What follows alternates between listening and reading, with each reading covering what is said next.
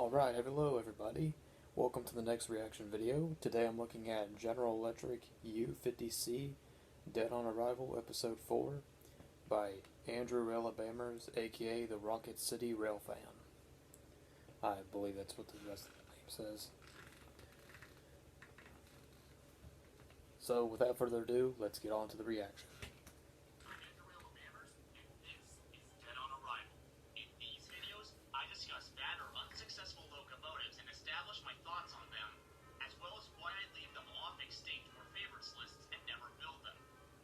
Of these videos are to inform and educate, and not to insult viewers. Dead on Arrival. The General Electric U50C.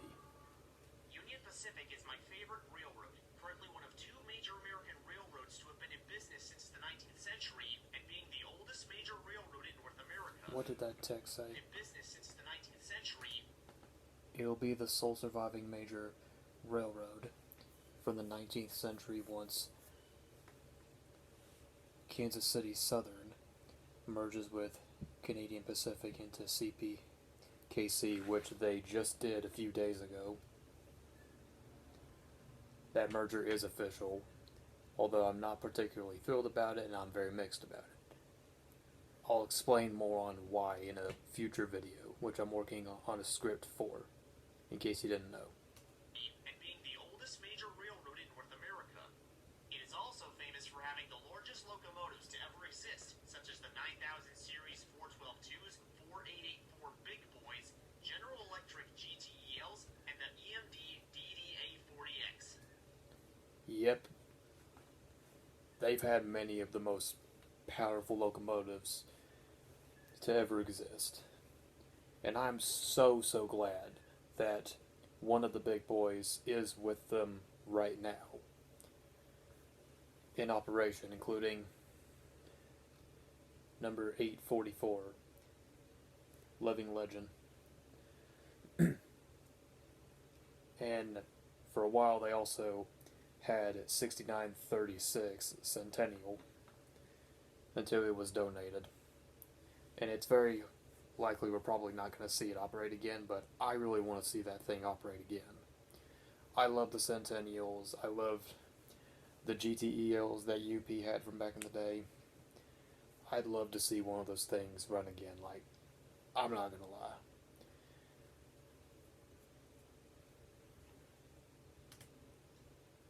From the 1910s up until 1986, Union Pacific was well known for always wanting massive locomotives that were able to handle heavy trains unassisted and at speed, instead of using multiple smaller locomotives to pull one train, and later up to 3 diesel locomotives instead of 5, 6, or 7 units per train.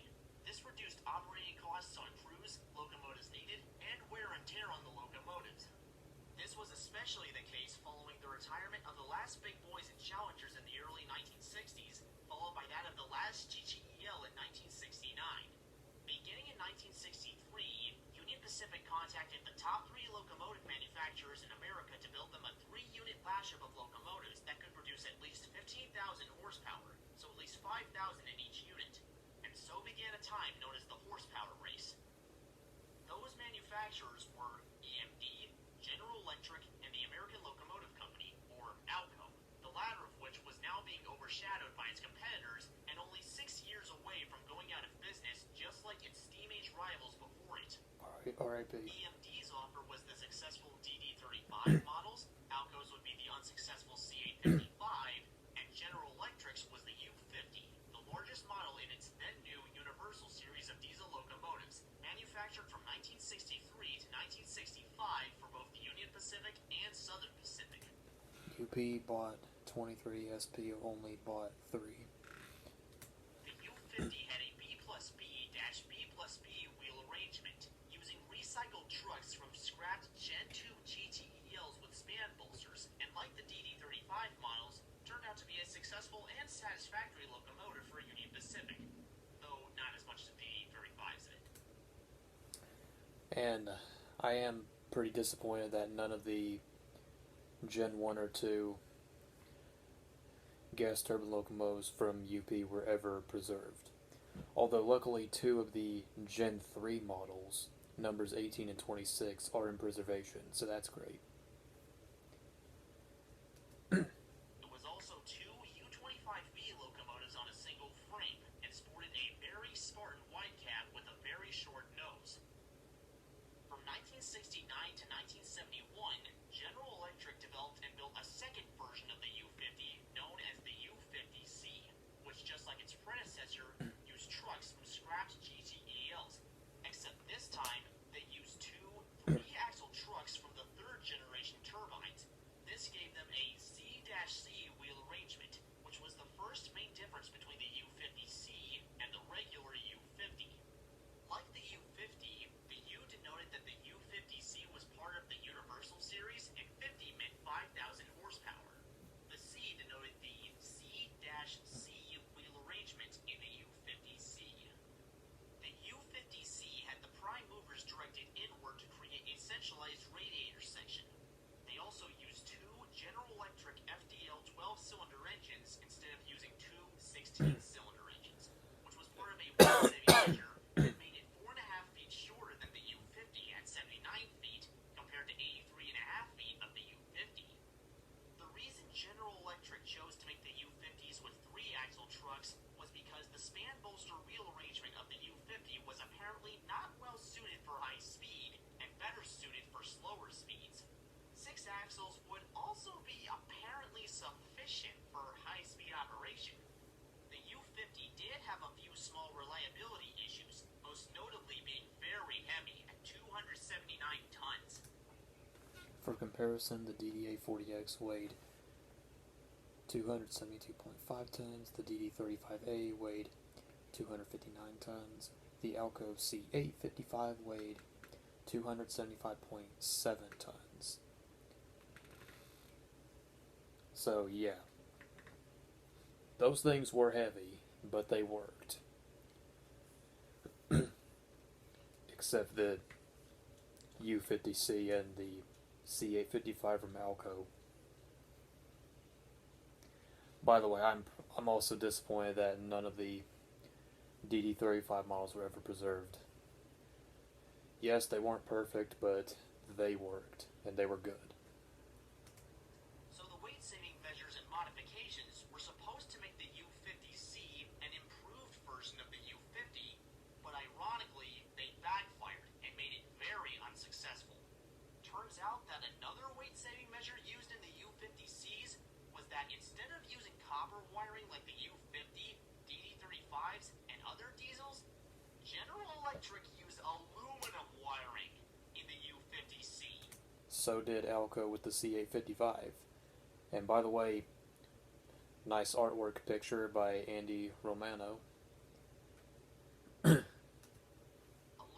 is lighter than copper, but at the same time, copper is a better conductor than aluminum, meaning that it can withstand higher voltages and is thus more thermally conductive. Right. This also means that copper is more stable, durable, and performs better than aluminum wires in anything, including locomotives. Using aluminum wires in the U50Cs made them prone to overheating and suffering electrical fires, along with other mechanical problems like engine fires, the engines frequently developing low oil pressure, cooling water leaking, and the dynamic brake grids being prone to melting. Plus, even with all these weight-reducing measures, the three-axle trucks still suffered badly from stress cracks forming in them from fatigue of the locomotive's cast frames, as they just couldn't handle the excessive weight pressing down on them, which explains why General Electric, Alco, and EMD made their other models 8-axle locomotives. Union Pacific rewired one unit with copper experimentally and considered having an outside contractor replace the wiring on all the other units, but decided that the U50Cs were just too problematic to be worth fixing. Yeah. With all the problems just listed, I'd probably do the same thing. Just not worth the expense. Just not worth it at all. Although, what if these things were built on 8-axle trucks instead of the 6-axle ones? Would they have performed any better, especially if they actually had aluminum wiring? No, not aluminum wiring. What if these things had the 8-axle trucks and copper wiring like the regular U50s? Would they have performed better then?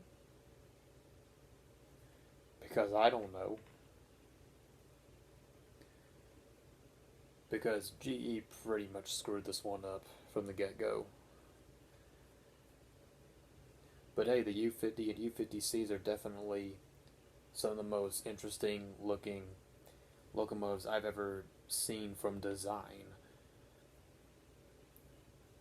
But the 50Cs were clearly not well designed. And what GE did with them was rather lazy at the end of the day. Not to mention, copper wiring only made the issue with stress cracks in the trucks worse. Plus, the EMD DD35 models had won out by that time, and the even better DDA-40Xs were now roaming the Union Pacific system. Following a downturn in business from the energy crisis in 1976, coupled with Union Pacific acquiring new 6-axle units that were more reliable than even the U50, both they and the U50s were finally withdrawn from active service, the latter of which only lasting at most 7 years. It's definitely disappointing that all the Union Pacific and Southern Pacific U50s were scrapped by 1977, but it was no surprise nor disappointing that all the U50Cs had been scrapped by 1978. Yep. They did not deserve to be preserved like the U50s, DD35 models, and DDA-40Xs. They were evidently a stupider design as a result of using that aluminum wiring and not having enough axles to hold them up. Definitely General Electric should have made 4-axle trucks for them to ride on and used recycled 3-axle turbine trucks for smaller locomotives and used copper wiring instead of making what in my opinion was a rather lazy decision they did. It's also a mixture of my fact and opinion. Yeah. Those things did not deserve to be preserved. Really is such a shame that none of the U50s from UP or SP ever got preserved. They were good machines back in their day, and GE probably could have used those repurposed GTEL trucks for like their Dash 7 or 8 units if they didn't waste them on those pieces of junk. But overall, pretty much every one of these locomotive building companies have had a flop in some point of their histories. Not to mention the EMD SD50 and Alco's C855s, for example. Oh, and the U50Cs were also weaker than the U50s as a result of using smaller engines and less axles. Only 88,000 pounds continuously on the U50C versus 139,000 pounds continuously on the U50, even though they both had 5,000 horsepower. Yeah, not very surprising, because obviously they were using smaller engines for the 50Cs.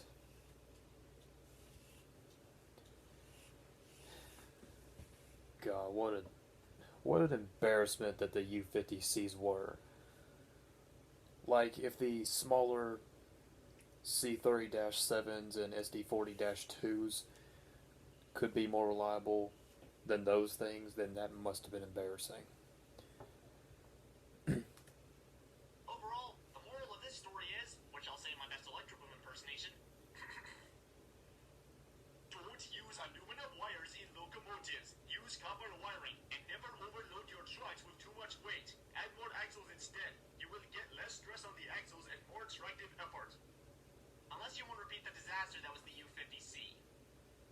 And thank gosh General Electric recovered easily. Not to mention that it's now currently the top locomotive builder in the US at this point. Well guys, I hope you enjoyed the video and learned something helpful. If so, press the like button and subscribe to my channel to see more railroad related content like this. Well, that's going to do it for the video. I hope you all somehow enjoyed. I know I don't have a webcam to show the video in my face, so I do apologize for that all the time. But anyway, that was the General Electric U50C. That thing was badly designed and very much doomed to fail.